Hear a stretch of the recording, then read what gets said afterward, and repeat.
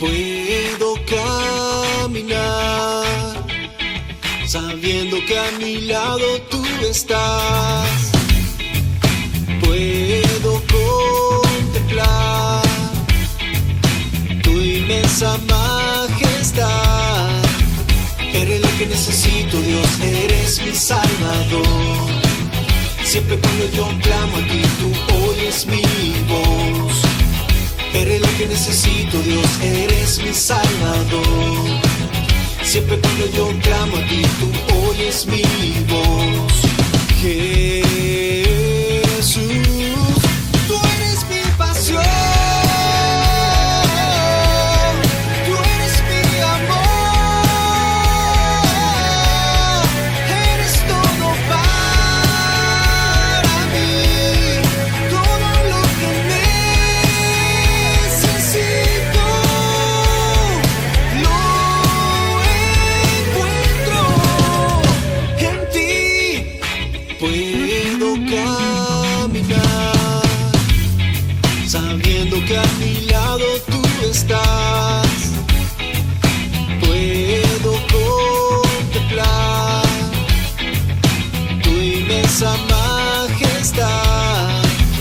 Eres lo que necesito, Dios, eres mi Salvador. Siempre cuando yo clamo a ti, tú oyes mi voz. Jesús, tú eres mi pasión. Tú eres mi amor. Eres todo para mí. Todo lo que necesito. Tú eres mi pasión. Tú eres mi amor. Eres todo para mí. Todo lo que necesito lo encuentro en ti.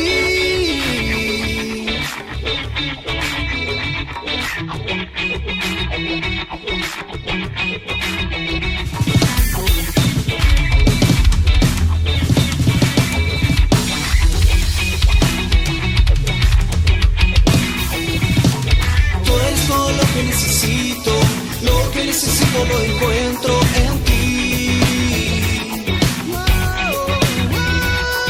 Tú eres todo lo que necesito lo encuentro en ti.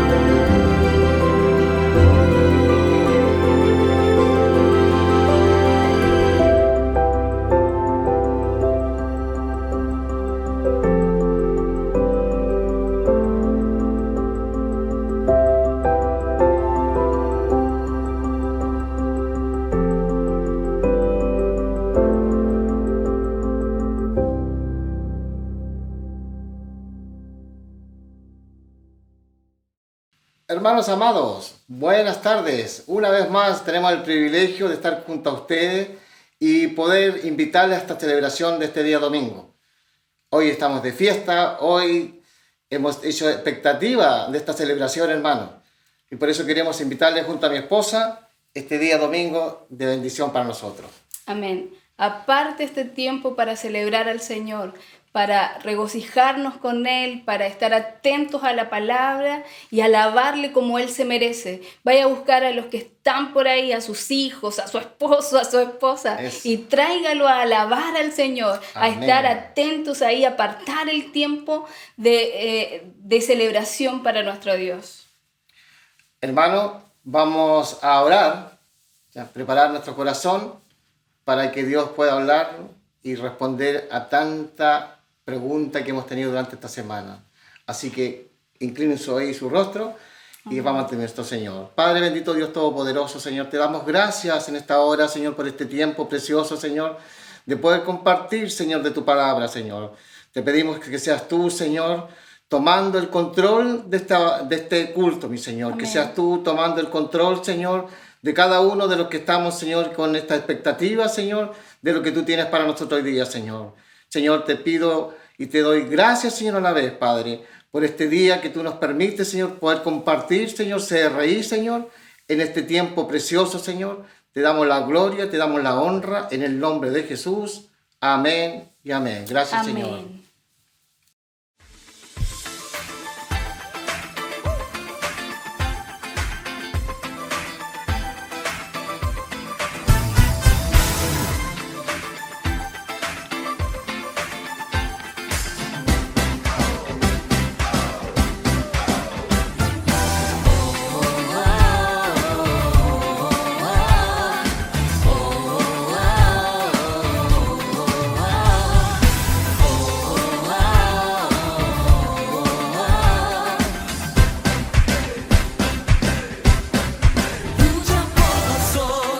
De nuestro lado está, suya es la victoria, ha vencido ya, no nos detendremos, no nos moverá, Cristo estás aquí.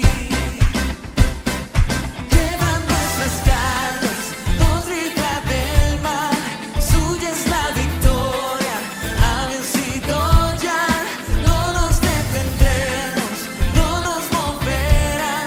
Cristo estás aquí. Viviré, no moriré, por el poder de su nombre. Que vive en mí, soy libre al fin, solo en Jesús.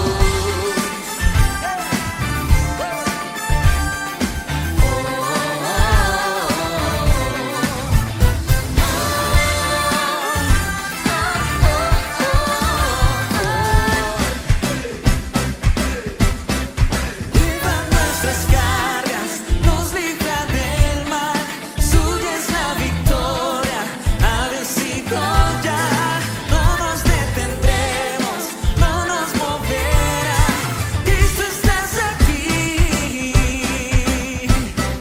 Viviré, no moriré, por el poder de su nombre. Que vive en mí, soy libre al fin, solo en Jesús. Viviré, no moriré, su nombre hoy levantaré. Declaro hoy que sano soy, solo en Jesús.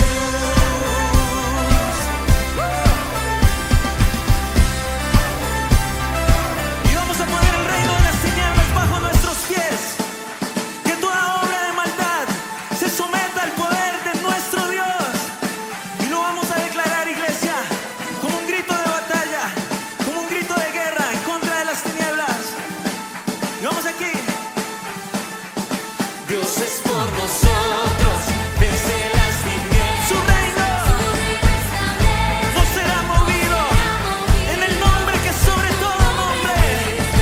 Cae el enemigo y yo lo gritaré.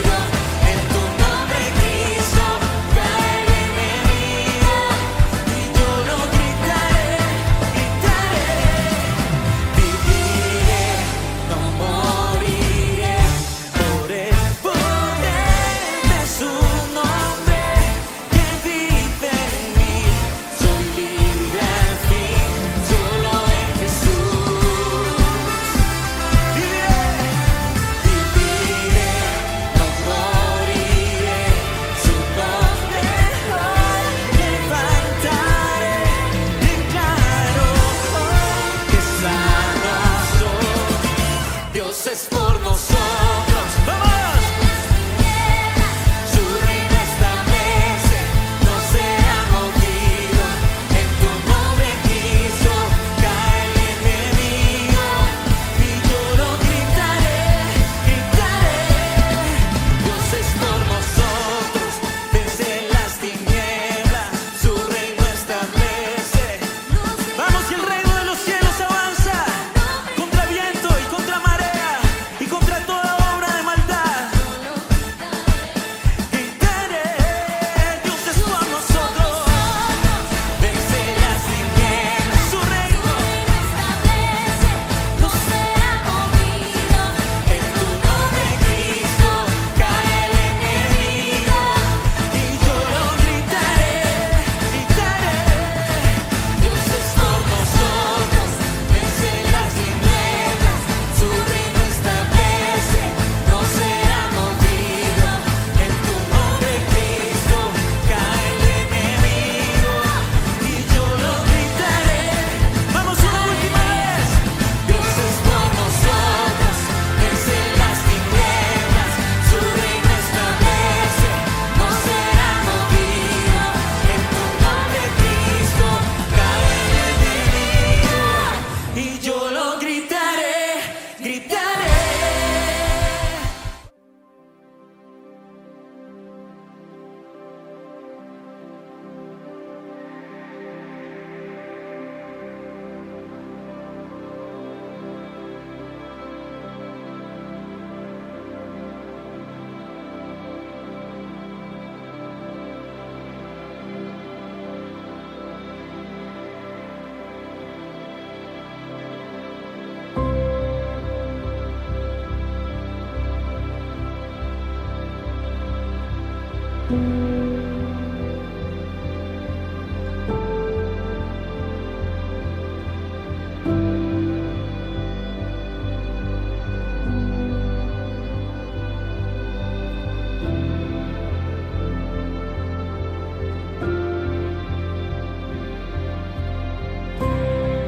En ti no hay oscuridad,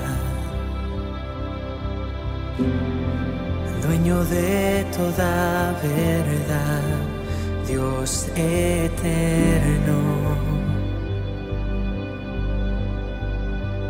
Dios de gracia.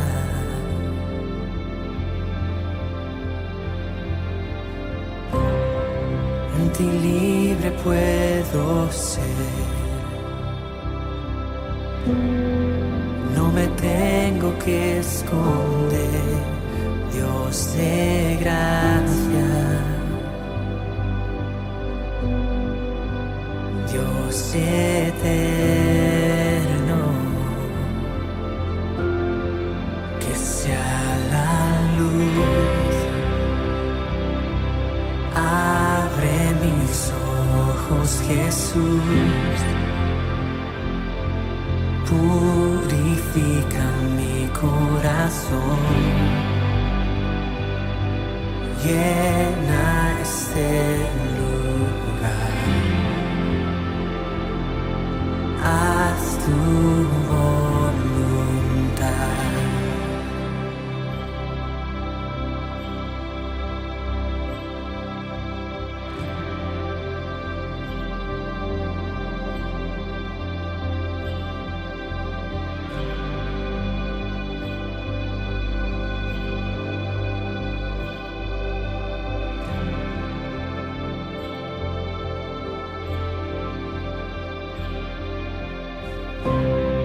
No hay barreras en tu amor,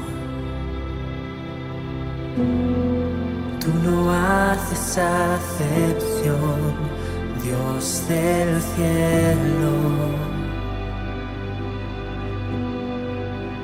Dios de gloria.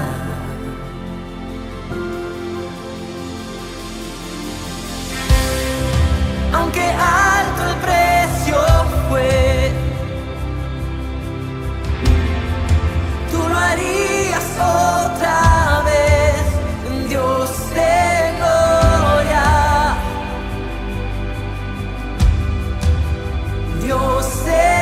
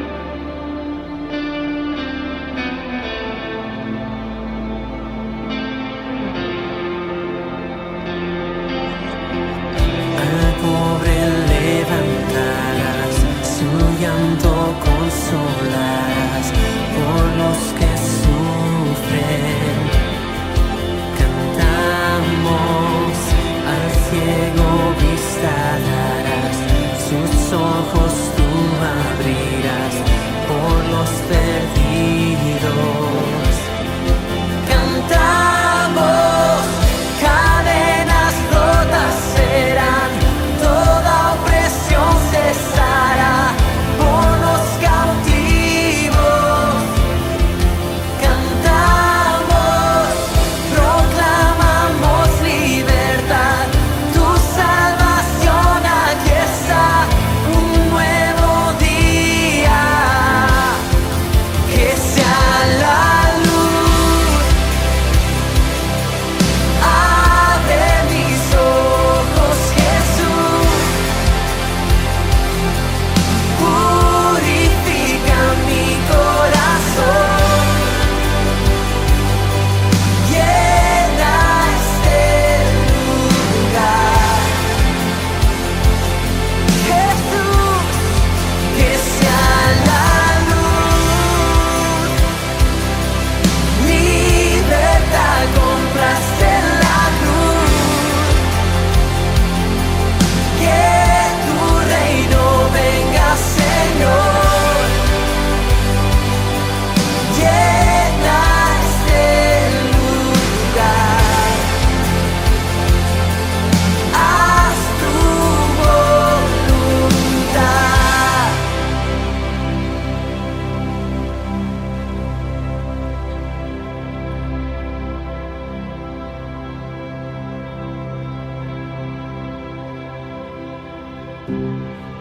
Que la gloria de tu luz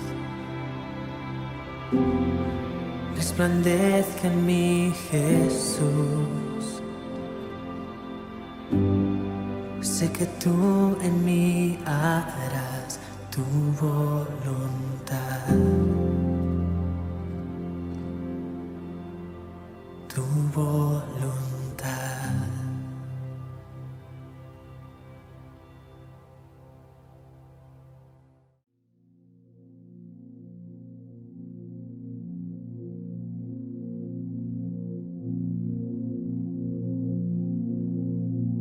Visítanos con tu nube de gloria, Señor. Llena este lugar.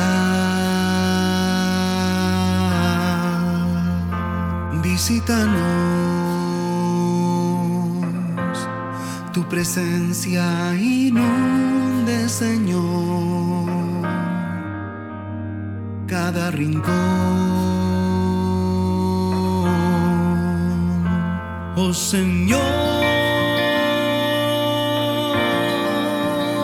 abiertos los cielos están,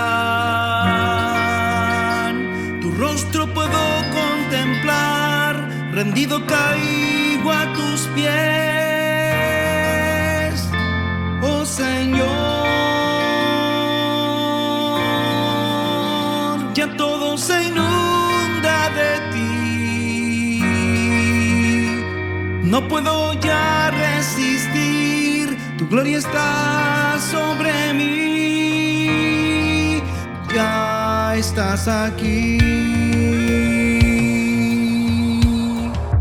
ya estás aquí. No hay palabras para describir, no te puedo negar. Señor,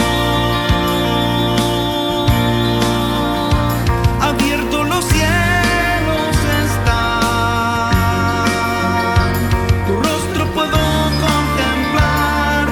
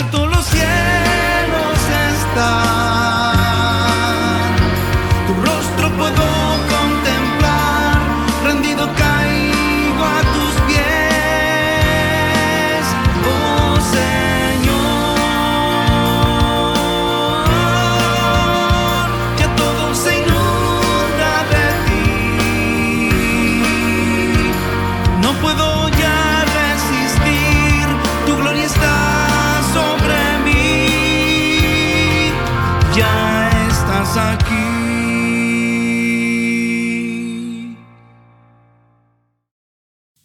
Queremos compartir, hermanos, esta tarde los avisos. El día martes queremos recordarle las casas de paz, invitando a unirse a cada casa de paz. Hermanos, queremos motivarlos a esto, a que la gente que ustedes conozcan, sus vecinos, amigos, compañeros de trabajo, ustedes puedan hacer esta invitación. Es de gran bendición. Hemos visto cómo Dios nos ha respaldado en todo esto, así que quiero insistir un poco más con esto de las casas de paz. Así que a movernos en este tiempo con casas de paz. El día jueves a las 19:30, el grupo de crecimiento.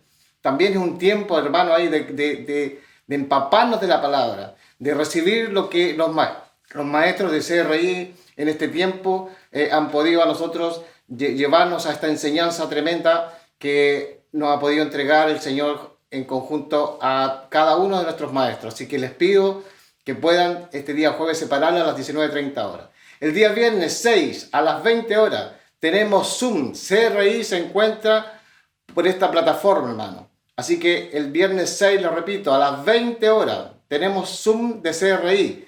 Este encuentro de plataforma en donde estamos toda la iglesia se reúne una vez más para poder hacer coinonía y poder vernos y poder gozarnos en el Señor ahí junto a todos. Y el día sábado 7 a las 20 horas, hermano, a las 20 horas tenemos reunión de varones, de búfalos. Así que están invitados todos los búfalos de CRI para que podamos compartir ahí también de unas lindas enseñanzas. Así que esperamos para el día, como dije, sábado a las 7, el día sábado 7 a las 20 horas. Y cada semana los maestros de los niños están preparando material para ellos. Y este se da por YouTube CRI Kid. Así que todas las semanas se está entrenando un video nuevo con una historia bíblica para sus pequeños. Así que le invitamos a suscribirse y a ver los videos y a compartirlos, hermanos. También los domingos a partir de las 16:45 horas es nuestra previa a la reunión online, donde nos reunimos a celebrar a nuestro Dios, donde en familia apartamos el tiempo para celebrarle. También nos interesa saber cómo estás. Si tienes un pedido de oración, envíanos un correo a contacto@crichile.cl. También te invitamos a seguirnos en nuestras redes sociales, Amén. Facebook e Instagram. Amén. Y compartir cada publicación que ahí sale. Amén. Amén. Vamos a la palabra, queridos hermanos. La hemos titulado hoy El reflejo de su luz. En Primera de Juan, en el capítulo 1, del verso 5 al 10, ahí trabajaremos en esta sección. Así que síganme por favor en la lectura. Este es el mensaje que hemos oído de Él y que les anunciamos. Dios es luz y en Él no hay ninguna oscuridad. Si afirmamos que tenemos comunión con Él, pero vivimos en la oscuridad, mentimos y no ponemos en práctica la verdad. Pero si vivimos en la luz, así como Él está en luz, tenemos comunión unos con otros y la sangre de su Hijo Jesucristo nos limpia de todo pecado. Si afirmamos que no tenemos pecado, nos engañamos a nosotros mismos y no tenemos la verdad. Si confesamos nuestros pecados, Dios, que es fiel y justo, nos los perdonará y nos limpiará de toda maldad.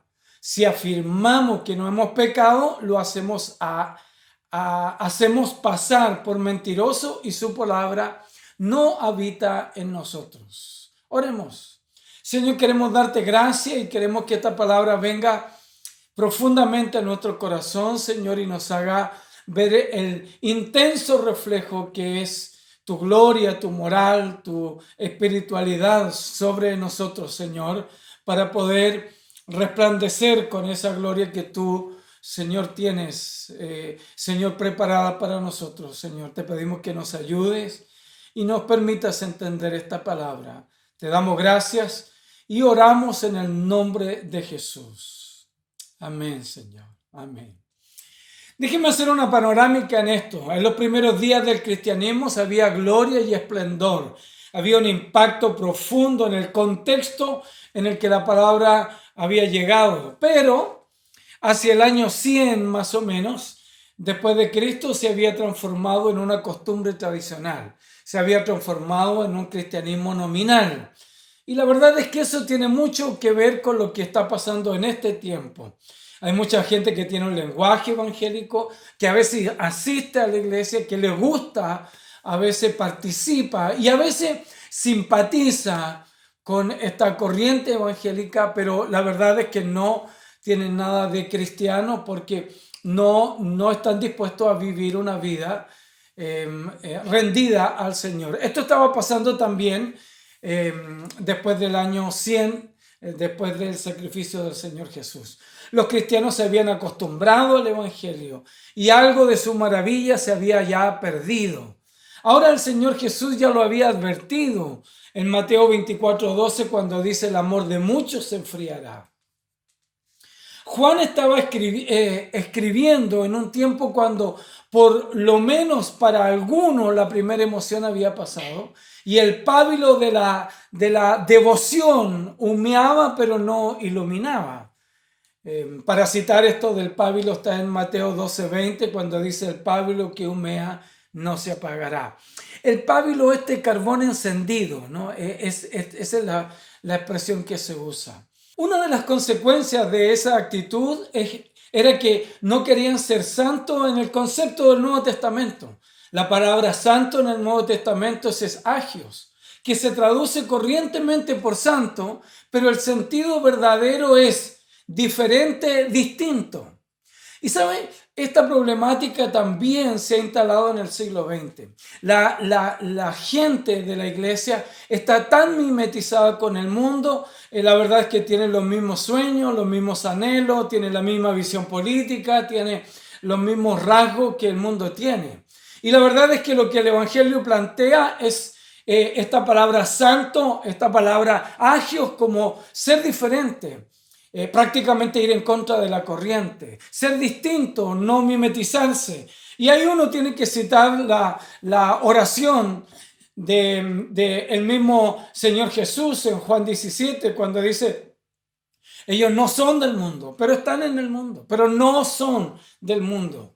Esa problemática se instala desde el 100 después de Cristo hasta nuestros días.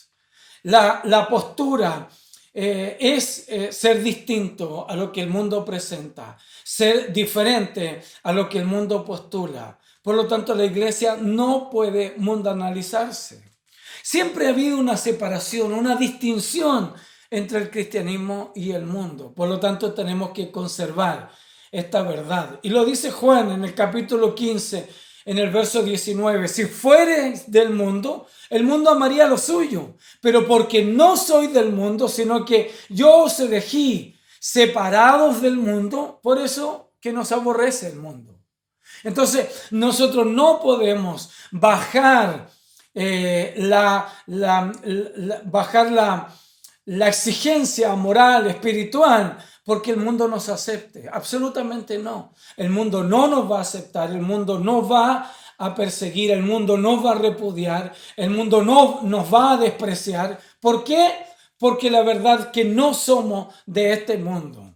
Entonces, todo conlleva a una demanda ética. En eso necesitamos nosotros detenernos un minuto, porque hay una demanda ética, una demanda en un nuevo estándar de pureza moral, en un nuevo estándar de amabilidad, un nuevo estándar de servicio, un nuevo estándar de perdón, un nuevo estándar de relación social en la que nosotros nos vemos envueltos. ¿Por qué? Porque somos distintos, porque somos santos, porque somos huidos. El problema que trata primera de Juan no vino de nadie que estuviera fuera y que quisiera destruir la fe cristiana. No vino de ahí, sino de hombres que querían mejorar la fe, mejorar el mensaje de Cristo. Venía de hombres cuya finalidad era hacer el cristianismo intelectualmente respetable. Y déjeme parar aquí en un minuto. ¿Sabe por qué? Porque a veces el mensaje está bañado en este tiempo, ¿sabe de qué? De buscar una empatía social para ser aceptado en este mensaje. Y ahí es donde se diluye el mensaje, se diluye el principio. Nosotros no tenemos que buscar diluir el mensaje. El mensaje es uno, el hombre cayó, necesita un redentor y ese es Cristo el Señor. Y la demanda es esta alta moralidad, esta alta espiritualidad que tiene que ver con la relación que tenemos con Dios. Por eso me parece que esta carta es muy pertinente a este tiempo, donde el ego muchas veces lleva a los predicadores a una competencia también de quién saca la última revelación, quién dice lo más glorioso, lo más celestial. Y a veces para hacer eso se tuerce la Escritura y el mensaje del Evangelio. Esta carta, aun cuando no tiene toda la estructura común, porque no tiene, por ejemplo, destinatario y no tiene al terminar saludo, todos concuerdan que es una carta escrita intensamente personal. Es personal, es para ti. Tiene que hacerte reflexionar a ti de cómo sirves al Señor. Algunos han afirmado que es una carta amorosa, firme y preocupada, escrita por un pastor que amaba a su pueblo y a la iglesia que estaba bajo su responsabilidad. Ese es el contexto de esta carta. Desarrollemos esta carta. En el verso 5 dice: y este es el mensaje que hemos oído de él y que os transmitimos. Dios es luz y no hay tinieblas en él. Juan usa hábilmente el orden de las palabras en el griego para enfatizar lo que él quiere decir. Juan pone el énfasis en el verbo ser. ¿Para qué? Para dar a entender el sentido de existencia. Por lo tanto, la primera parte de este verso tendría que decir literalmente lo siguiente: existe este mensaje. Bueno, aquí en la lectura lo leímos y este es el mensaje que hemos oído, ¿no? Sin embargo, vuelvo a insistir en el literal, dice distinto, dice existe este mensaje. En otras palabras, lo que Juan está queriendo precisar en el griego es que hay un mensaje que él va a hablar. Es un mensaje que ya existe. No es lo mismo que decir este es el mensaje que hemos oído. No, hay una existencia eterna del mensaje. Por lo tanto, por lo que dejen claro Juan aquí que no es solamente la importancia del mensaje, sino también su significado eterno. Lo segundo es que lo que hemos oído de él nos da a entender que Dios el Padre originó el mensaje que Cristo hizo, que lo hizo público. Otra cosa dice que os anunciamos o declaramos. Esa es una expresión determinante y firme. Es el antes de la gran noticia. O sea, es como el preámbulo que usa el relator para decir: yo quiero declarar esto con firmeza, con claridad, ¿no? Y luego dice, y la declaración que quiere, y lo que prepara ahí en este preámbulo: yo quiero declarar con firmeza esto, que Dios es luz. Entonces le da un énfasis distinto a este mensaje que quizá hemos leído muchas veces. Hay un mensaje que es de antes, es un mensaje que es eterno, que Cristo lo dio a conocer, pero nació en la eternidad. Dios es luz. Entonces, déjeme decirlo desde esta frase: el carácter de una persona está determinado necesariamente por el carácter del Dios al que adora. ¡Wow! Profunda esta frase. Déjeme repetírsela, por favor. El carácter de una persona está determinado necesariamente por el carácter del Dios que adora. Por lo que Juan comienza estableciendo la naturaleza de Dios y dice: Dios es luz y ninguna tiniebla hay en él. O sea, no hay nada oculto, no hay nada que él esconda, no hay nada que se pueda esconder del destellante de la destellante naturaleza de nuestro Dios. Dios es luz. Ahora miremos qué significa esto. ¿Qué significa que Dios sea luz? Déjeme darle algunas luces. Nos dice que Dios es esplendor y gloria. Nos habla de su inefable esplendor cuando hablamos de que Él es luz. Es esta luz resplandeciente que a veces nos dificulta la visual. Lo otro nos dice que Dios se revela a sí mismo. La luz se ve por encima de todas las cosas e ilumina las tinieblas a su alrededor. Usted cuando va en un avión y va en una ciudad, usted la identifica porque hay un resplandor de luz en ese lugar. Decir que Dios es luz es decir que no hay nada escondido ni furtivo. Furtivo tiene que ver disimulado en Él. No hay nada. Otra cosa que nos habla de la pureza y santidad de Dios. No hay tinieblas que puedan camuflarse en el mal bajo este resplandor de su gloria, esta luz que ilumina. Lo otro es que no habla de la dirección, nos habla de la dirección aliada de Dios. Una de las grandes funciones de la luz es alumbrar el camino. Es seguridad, es conducción. Es cuando tenemos un camino que está iluminado.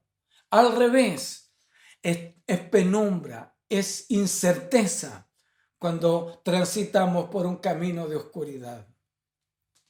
Nos habla también de la cualidad reveladora de la presencia de Dios. La luz es el elemento más revelador. Las manchas que están ocultas al ser expuestas a la luz aparecen. Ninguna tiniebla hay en él, afirma el apóstol Juan. Las tinieblas, por el contrario, las tinieblas representan lo que se opone a la vida cristiana. Las tinieblas representan una vida sin Cristo.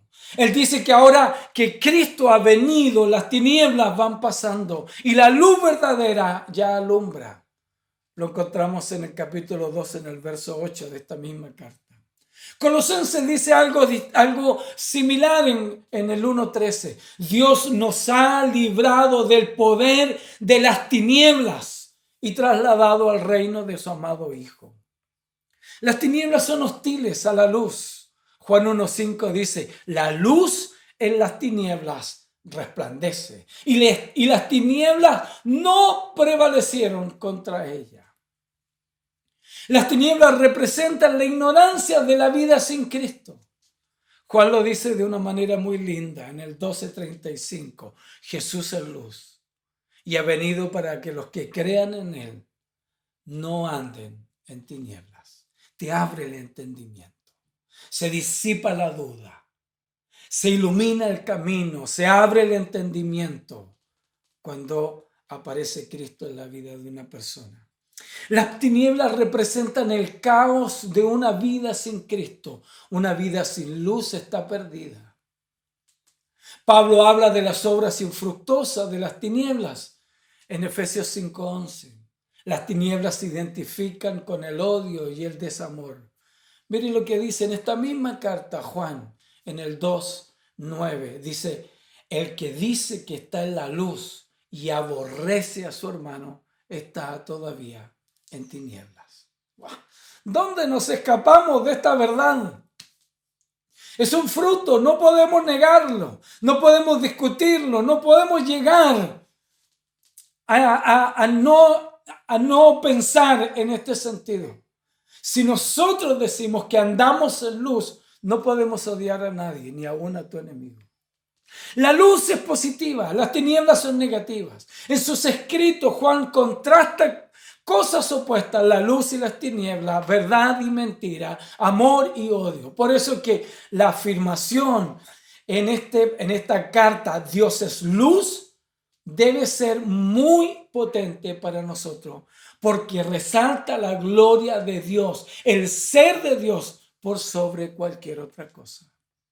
Es común encontrar estas contrariedades, luz y tinieblas. Y el apóstol Juan las desarrolla muy bien para entender la diferencia, el contraste en que es vivir en luz al vivir en tinieblas. Necesitamos detenernos un minuto para hacernos una pregunta. A raíz del mismo ejemplo, si aborrecemos a nuestros hermanos y pensamos andar en luz, es incorrecto. Y ahí necesitamos detenernos un poco para saber cómo andamos. Date 1 segundo, 2 segundos. Piensa cómo andamos. Porque no hay excusa. La luz abre el entendimiento. No hay excusa. El relato de esta carta sigue y dice, si decimos que tenemos comunión con Él y al mismo tiempo andamos en tiniebla, mentimos. Qué amoroso. Querido, mentimos y no practicamos la verdad. Y aquí vuelve a hacer un contraste y dice, pero si andamos en la luz, como Él está en la luz, tenemos comunión unos con otros. Y la sangre de su Hijo Jesucristo nos limpia constantemente de todo pecado. Entonces, mire, por favor, Juan está escribiendo para contrarrestar una manera herética de pensar. Y yo lo planteé en predicaciones anteriores. Habían algunos que pretendían ser muy avanzados intelectual y espiritual, pero sus vidas no daban señales de ello. Entonces pensaban que podían ser espirituales y andar en luz, pero vivir como ellos quisieran. Y saben que cuando estoy escribiendo esta predicación, la verdad es que me pongo a pensar en los muchos que van a la iglesia, pensando en que después de esas 2 horas que están ahí pueden seguir viviendo como quieran. No. Juan insiste en que Dios es luz, es transparente, no hay nada oculto. Y si una persona dice estar ligado o en comunión con Dios, debe andar en luz. ¿Cómo debe andar? Como Dios.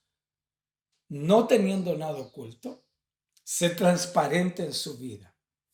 Y si todavía anda en una vida en tiniebla, en su vida moral, en su vida ética, en su vida oscura, sencillamente la vida de Cristo no está en él. ¿Por qué? Porque no es posible la comunión de las tinieblas con la luz. No es posible. No es posible. Y él lo dice muy firme. Mirémoslo en oraciones condicionales. Miremoslos así. Miremoslo en negativo. Te invito a mirarlo en negativo. Juan repite la palabra comunión. Comunión significa compartir íntimamente la plena luz de la presencia de Dios. Eso significa. Entonces, no hay nada que quede oculto ante el brillo de la revelación divina. El pecador que se niega a armonizar su vida con la voluntad de Dios no puede afirmar que tiene comunión con Él. ¿Lo entendió? No puede afirmar. Si alguien vive en luz, tiene comunión con Dios. Si alguien todavía moral, ética, espiritualmente está en tiniebla, no tiene comunión con Dios. Ahora miremoslo en positivo. ¿Cuál es entonces la característica de una vida a la luz de la verdad de Dios? Y el apóstol Juan lo dice de esta manera. Si andamos en luz, ¿no? Antes era si andamos en tinieblas, hoy si andamos en luz. Como Dios está en la luz, tenemos comunión. No solo con Dios, sino unos con otros. Y ojo con esto, porque la comunión es un fruto de la relación con Dios. Entonces, cuando yo no quiero andar relacionándome con otros, es que lo más probable es que tenga problemas con la comunión con Dios. Tenemos comunión los unos con los otros. Entonces, andar en luz es algo continuo. Significa que vivimos en el resplandor de la luz de Dios. Timoteo 6:16 lo dice: el único que tiene inmortalidad, que habita en la luz inaccesible, es el Dios de la gloria. Entonces, Juan insiste en este tema para que nos quede muy claro. Y a mí me interesa que, por favor, a usted le pueda quedar más claro. Y dice, si decimos que no tenemos pecado, nos engañamos a nosotros mismos. Y la verdad no está en nosotros. Aquí el apóstol Juan condena dos pensamientos cerrados que los creyentes tenían. Los gnósticos sostenían que ellos no tenían pecado. ¡Wow!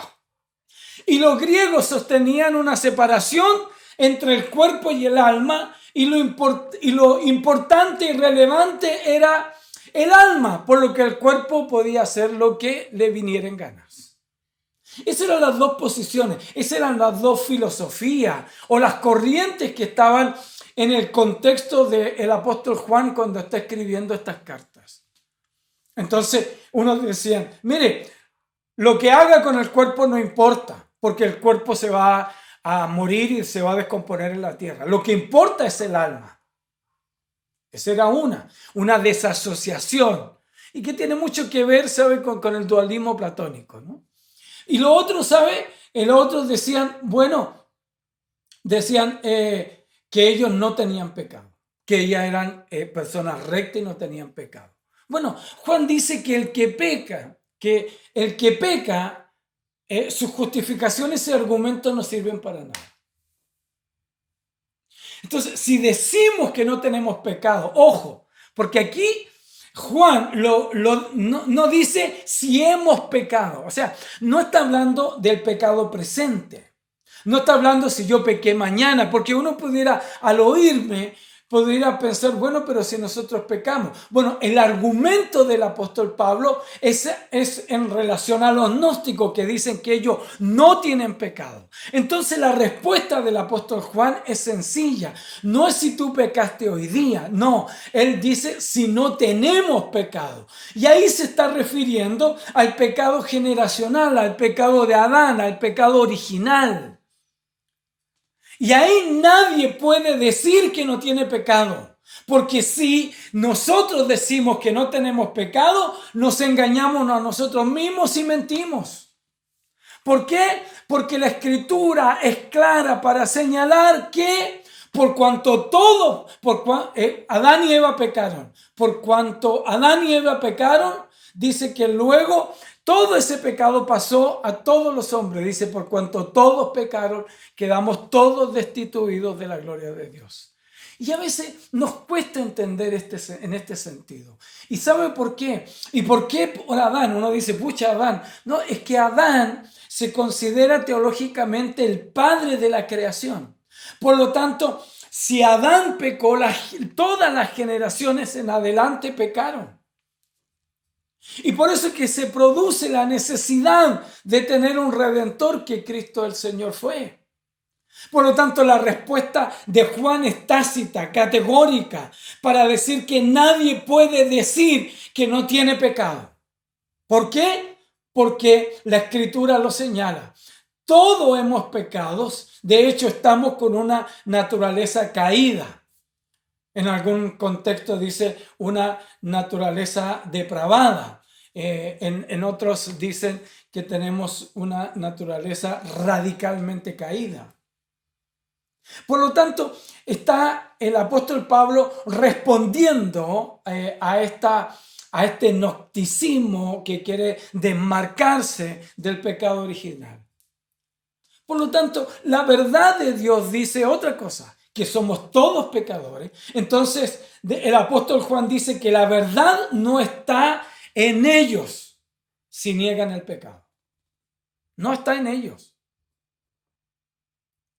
Ahora, él les da una salida. Y aquí esta salida es contextualmente también a nosotros, porque nos dan una salida. Y él dice, si confesamos nuestros pecados, él es fiel y justo para perdonar nuestros pecados y limpiarnos de toda maldad.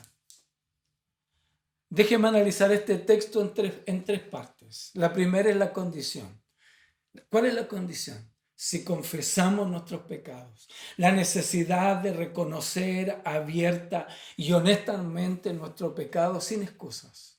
No es que mi vida, es que tal persona, es que la sociedad, es que donde me crié, nada. Si confesamos honestamente nuestros pecados sin excusa, esa es la condición. La segunda es la certeza. 3, ya dije, 3. La segunda es la certeza.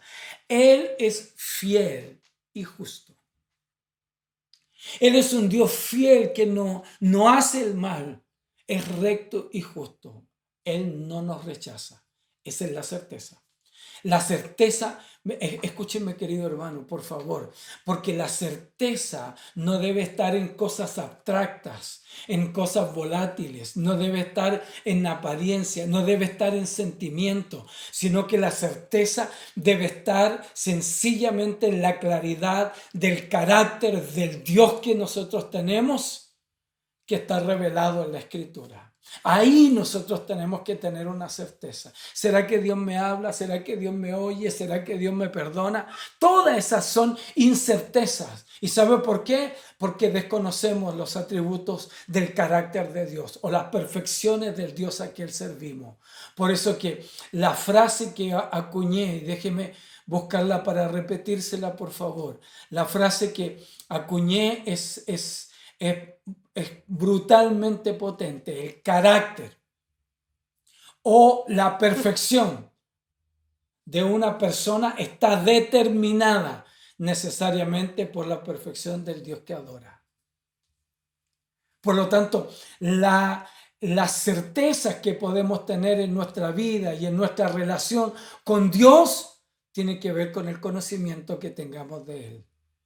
¡Wow! Por favor, grábelo. Tiene que ver con la certeza de nuestra vida en Cristo. Tiene que ver con la claridad que tengamos de Él. Y lo tercero es el cumplimiento. ¿Qué dijo? Perdona y limpia todos nuestros pecados.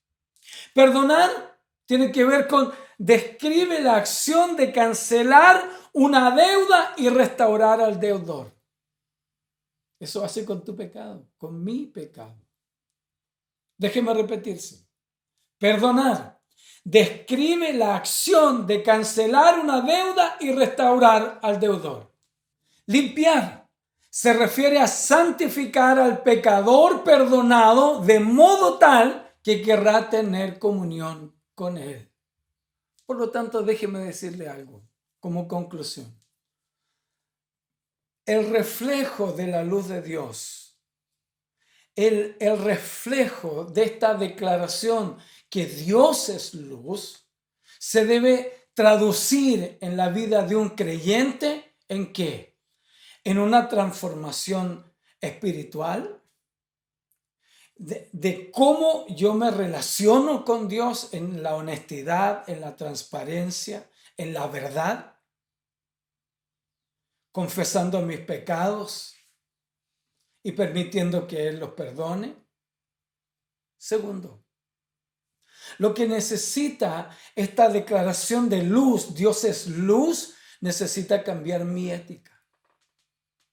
Y sabe, tiene que ver con cómo yo sirvo al Señor. Tiene que ver con cambiar mi ética, tiene que ver con la praxis, tiene que ver con la práctica de los principios de Dios en mi vida. Por lo tanto, yo necesito sentarme, arrodillarme, estar delante del Señor para examinar cómo ando en la integridad que tengo, en la verdad en la que vivo, en la honestidad en la que expreso. Lo tercero, que esta luz lo que tiene que proyectar en mi vida, el reflejo de esa luz, nos debe empujar a una moral más alta que la que determina la sociedad en la que vivimos. Hoy día hay ecos por una moral, pero déjeme decirle algo, la moral de Dios es más alta. Es más alta que la única forma de cumplirla es cuando nosotros estamos en comunión con Dios. Es imposible servir a Dios si no vivimos en comunión con Él. Lo último que quiero decir es que no se engañe. No se engañe. No se puede pretender servir a Dios o confesar servir a Dios. Es más, creer servir a Dios y vivir como mundano. No es posible. No es posible porque no tiene nada que ver el Evangelio con el mundo. Por eso el apóstol Juan decía, si yo digo servir al Señor, yo tengo que andar en luz. Porque si no, me hago mentiroso. Por lo tanto, servir al Señor en el reflejo de esta luz nos debe hacer espiritualmente altos, éticamente altos y moralmente altos. Es la aspiración de Dios en la palabra distinto, santos, huidos, distinto, en la que plantea el Evangelio en el Nuevo Testamento. Oremos. Señor, te damos gracias, porque es tu gracia la que nos permite estar en tu presencia. Y en relación a nuestro pecado, Señor, gracias, porque tú nos das una salida. Si confesamos nuestros pecados, eres fiel y justo para perdonarnos. Señor, es nuestra convicción. Señor, la misma palabra dice, si alguno hubiera pecado, abogado tenemos para con el Padre, a Jesucristo, el justo. Señor, queremos vivir una espiritualidad correcta, metidos en la gracia que nos capacita para vivir santo, justo y sin mancha. Te damos gracias y oramos en el nombre de Jesús. Amén. Amén. Dios les bendiga mucho, queridos hermanos. Nos vemos durante la semana y sigamos siendo iglesia. Voy sintiendo que hoy puede ser el día que tanto esperé para volver a ver lo que hace tanto tiempo encontré. Solo necesito una voz que cante de frente sin temor. No dejaré morir la esperanza de encontrar una voz donde vivir. No dejaré morir la esperanza de encontrar una voz que cante melodías de amor, letras con tanta pasión, armonías que vienen del corazón.